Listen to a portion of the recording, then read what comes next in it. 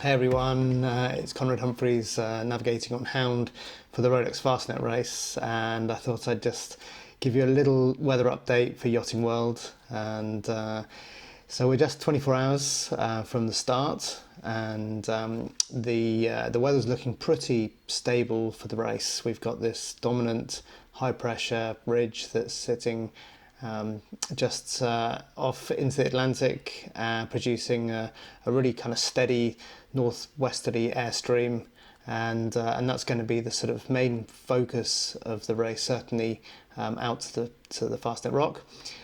So morning of the start, the breeze is more in the southwest at the start, and so it's going to be a beat out the Solent and down through Hurst Castle, obviously with a little bit of current underneath us, and we're expecting 15 knots of wind.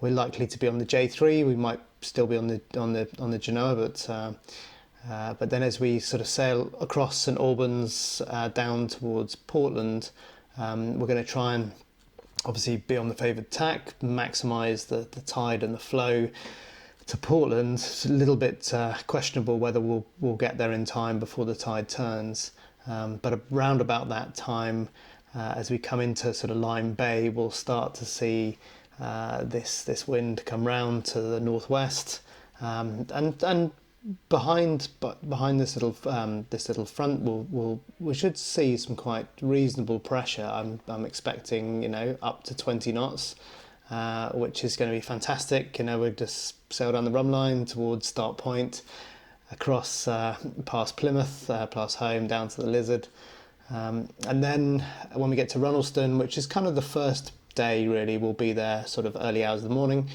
The next second stage is really setting up for the Isles of Scilly. The TSS is off Land's End, and making sure that we tackle those well. We're on the right side of those TSSs, and play the shifts, which it's going to be a beat out to the rock.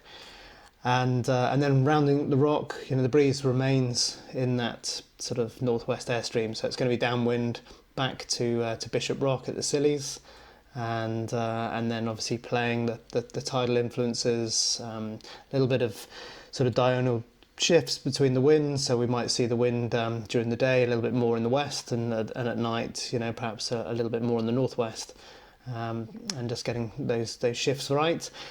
And then, of course, the last leg, which is arguably the most tricky, and certainly will be tricky for us, because the breeze looks to be lightening on that final leg. Very strong currents as we close in on the Channel Islands and Cherbourg. Some of the strongest tides, spring tides, of the year, and that obviously is going to be a roll of the dice towards the end.